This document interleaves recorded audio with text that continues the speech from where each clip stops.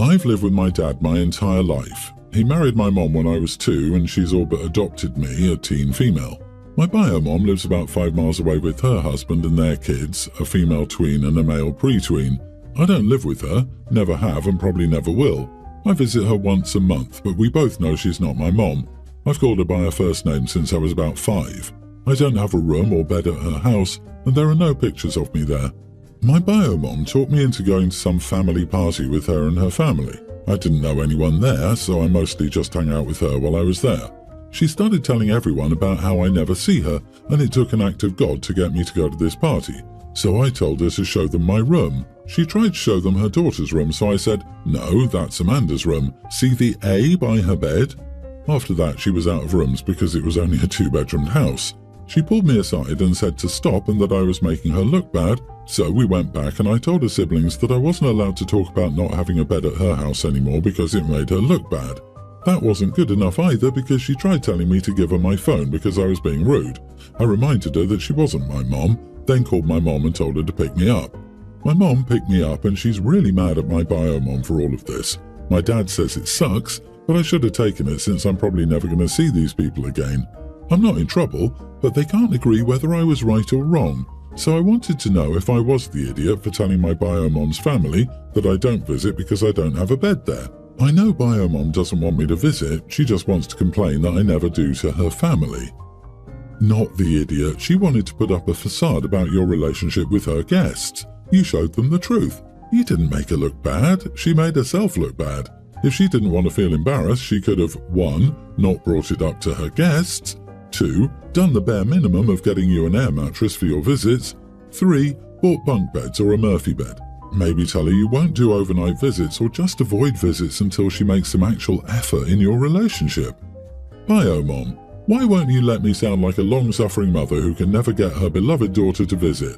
Sure, maybe I speak poorly of you and the people you love as an excuse, but what about me?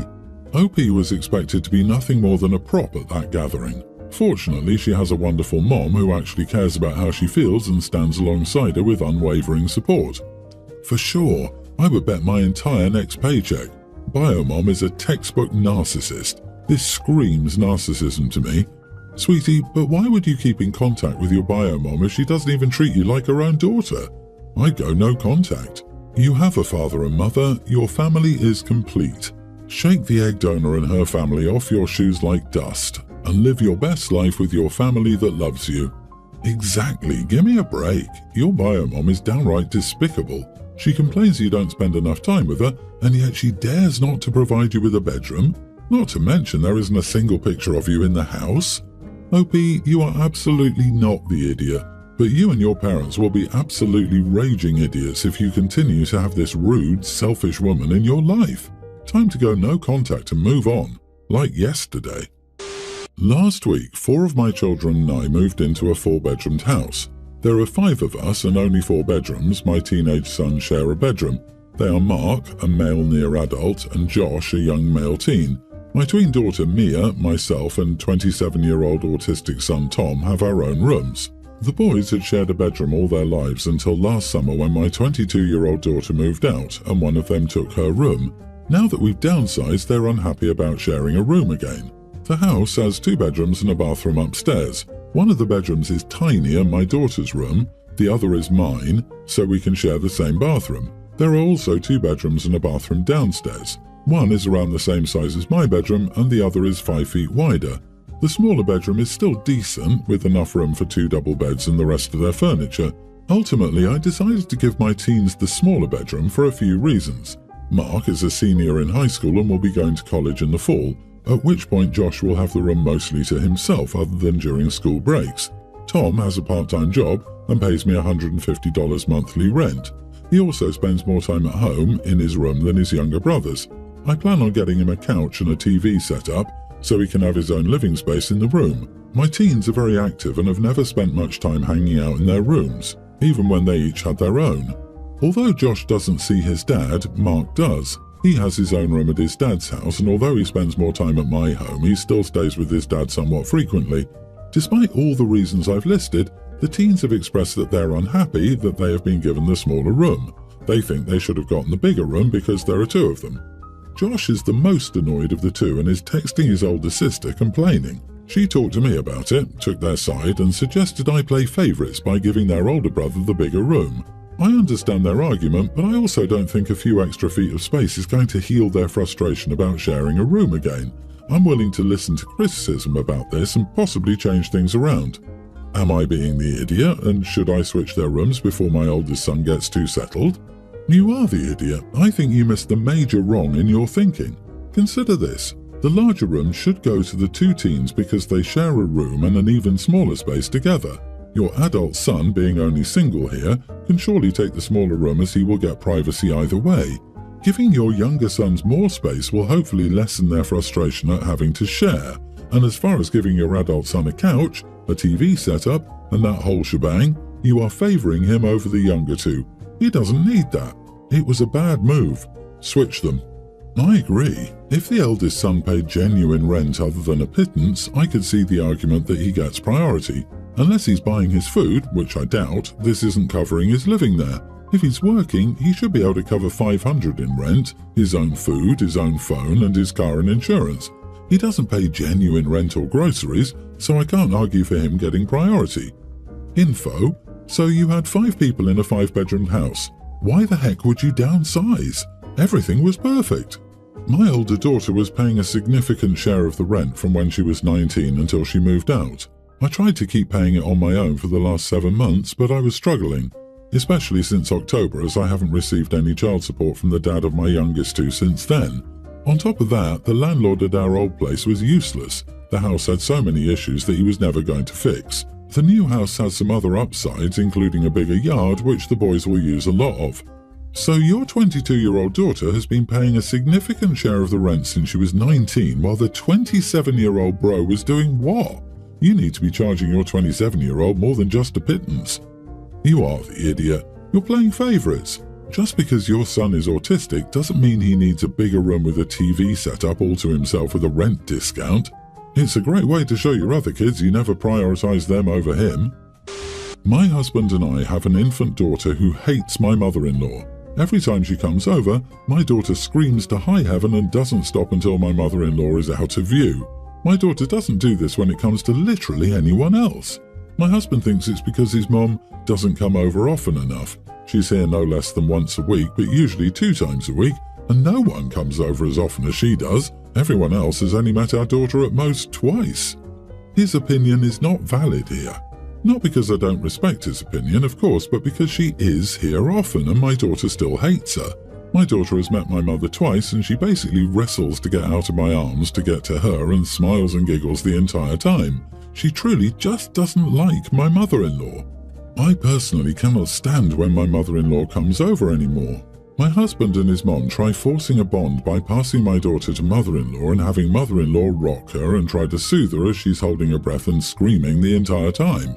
But it really set my irritation in stone when my mother-in-law said today, "Cry all you want, you won't get your way. I don't play that game," and walked out of the room as my daughter reached for me.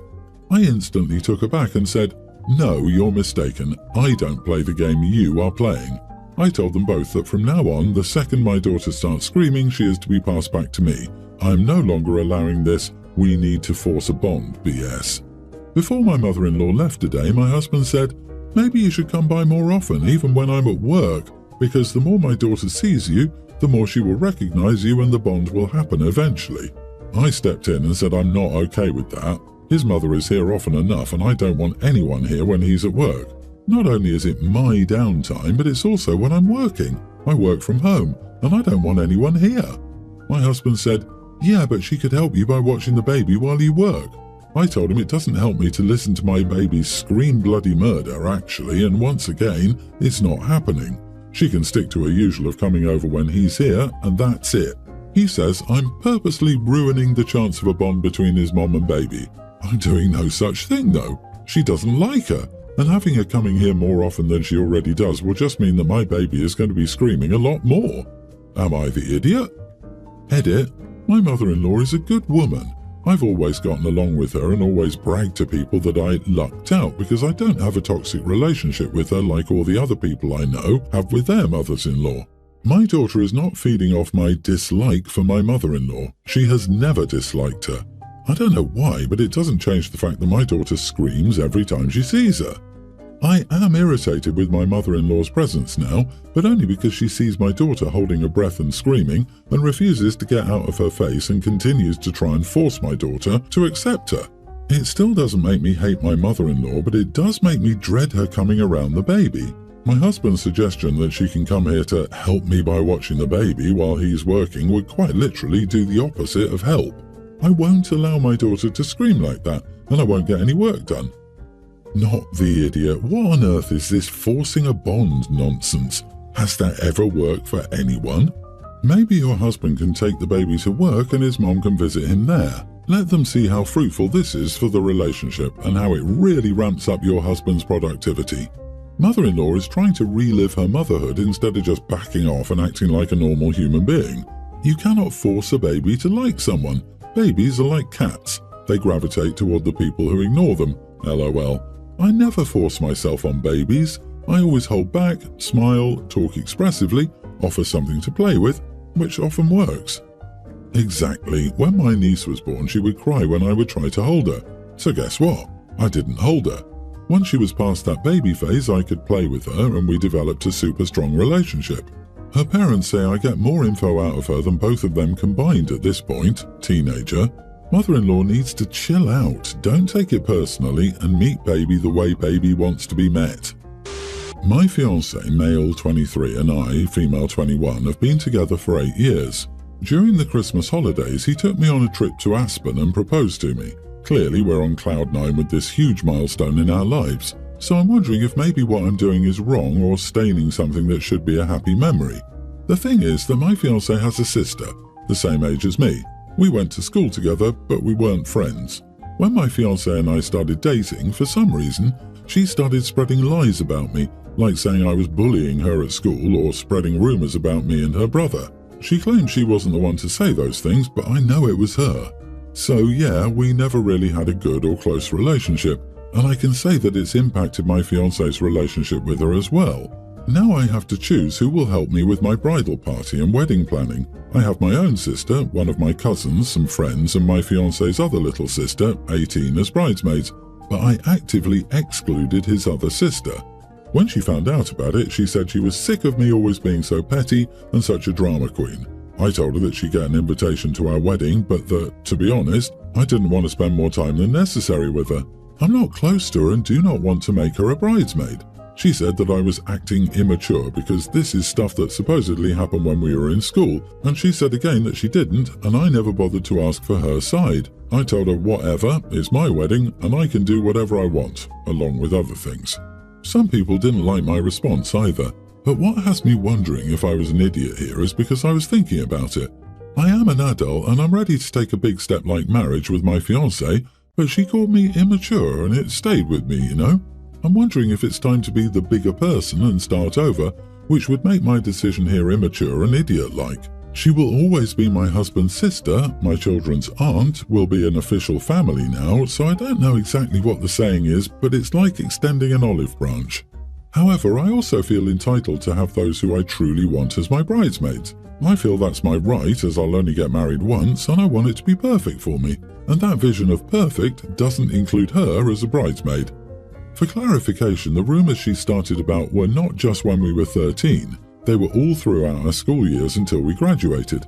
She accused me of bullying her before any of the rumours started. Her parents went to our school to talk with our teachers, and they told them that I wasn't bullying their daughter, she was just lying for some reason. I would love for my wedding day to be perfect. I know that perfect doesn't exist, but the closest to it at least, because this is going to be one of my happiest memories. But I understand this is just one day and what's important is marriage. That's why I was wondering if extending the olive branch was the right move here, because I could make sure, or at least do my part, to have a good relationship with my sister-in-law for the rest of our lives. My fiancé agrees with me because he isn't close to his sister. I'm close with his little sister, that's why she's a bridesmaid. So she's claiming you bullied her in school, so why does she even want to be a part of your wedding party?